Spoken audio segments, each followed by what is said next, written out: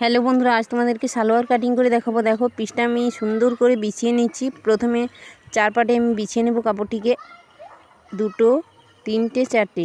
আমি চার পাটে কাপড়টিকে সুন্দর করে বিছিয়ে নিয়েছি। আমার দিকটা জোড়া সাইড, অপর সাইডটা কিন্তু খোলা সাইড। বোঝা গেল? পুরো কাপড়টিকে কিন্তু পুরোটা বিছাইনি, ওই যে বাড়তি কাপড়টা ওটা কিন্তু হাতা হবে। বোঝা গেল? প্রথমে আমি ঝুলের মাপ নিয়ে নেব। একেবারে ওপর থেকে ফিতেটাকে ধরে এইভাবে ঝুলের মাপ নিতে হবে। ঝুল যার যত থাকবে তার সঙ্গে কিন্তু 2 ইঞ্চি অ্যাড করতে হবে, ঠিক আছে? আমার এখানে ঝুল ছিল 38, তার সঙ্গে 2 ইঞ্চি অ্যাড করেছি, টোটাল 40। পুরো কাপড়টাই আমার লেগে গেছে, বাড়তি কিন্তু কাপড় নেই, এই জন্য পুরোটাই আমি নিয়ে নিয়েছি, ঠিক আছে? এরপর নেব পুট। পুট যার যত থাকবে তার হাফে দাগ দিতে হবে। তো আমার এখানে পুট ছিল 14, 14-র হাফ হচ্ছে 7, তো আমি 7 নিয়ে এইভাবে দাগ দিয়ে দিলাম। এইখান থেকে হবে arm whole. Arm whole put যত থাকবে তার থেকে কিন্তু হাফ ইঞ্চি এক্সট্রা হবে, তাহলে আমি এখানে 7.5 নিয়েছি। আর্ম হোল যেইখান থেকে শেষ, এইখান থেকে কিন্তু আমি একটা রেখা টেনে দিলাম। এইখান থেকে ছাতির মাপ আসবে।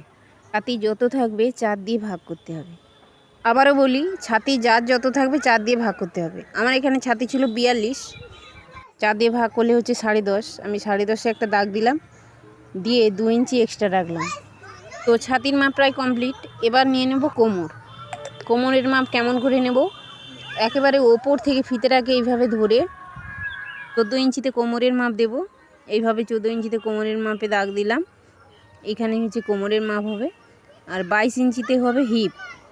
কাকে বলে? আমাদের যে খোলা সাইড, মানে যেখান থেকে খোলা অংশটা সেইখান থেকে পেপটা থাকে, সেইটাকে হিপ বলা হয়। কোমরকেও 4 দিয়ে ভাগ করব। তো কোমর ছিল 38, তো 38কে 4 দিয়ে ভাগ করলে হচ্ছে 9.5 ইঞ্চি এক্সট্রা নেব। ছাতিও 4 দিয়ে ভাগ হবে, কোমরও 4 দিয়ে ভাগ হবে। বোঝা গেল? তো আমার এখানে 4 দিয়ে ভাগ করতে হচ্ছে 9.5, 2 ইঞ্চি এক্সট্রা। এবার নেব হিপ। আমাদের যে ছাতির মাপটা যা আসবে, হিপের মাপ কিন্তু তাই হবে। বোঝা গেল? আমি এখানে ছাতি কত নিয়েছিলাম? 10.5।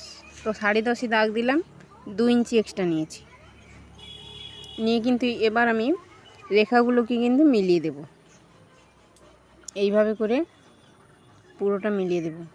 আমার কথাই নয়, তোমরা নিজেরা একটা পুরনো কাপড়ে ট্রাই করে দেখো কেমন ফিটিংস আসছে, তারপরে ভালো পিস কাটো। একবার তোমরা কাটিং করে দেখো।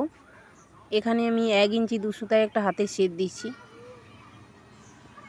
একবার তোমরা কাটিং করে দেখো, এত সুন্দর ফিটিংস আসে,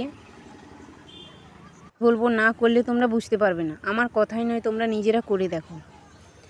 আমাদের যে খোলা সাইড, ওখান থেকে আমি কিন্তু 32, 30, 38 এদের জন্য আমি 11 ইঞ্চি মাপটা নেওয়া হয়।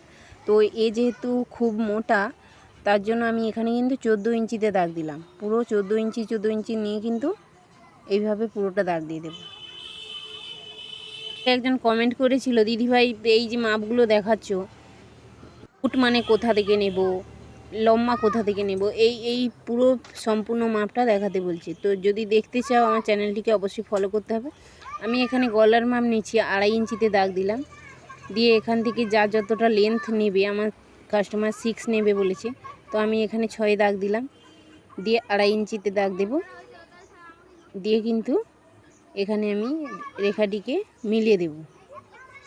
সামনের গলা পেছন গলা যদি সবাই একই নেবে বলে, তাহলে হয়তো এটা চৌকো, তাহলে একই থাকবে। কিন্তু যেহেতু আমার এখানে কাস্টমার বলেছে যে সামনের গলা গোল, পেছনের গলা চৌকো, তাই আমি হাফ ইঞ্চিতে হাতের শেপ দিয়ে কিন্তু একটা গোল গলা করে দিলাম। আর যখন কাটিং করব, এই পার্টটা একটা পার্টকে বের করে তারপরে কিন্তু কাটিংটি করতে হবে।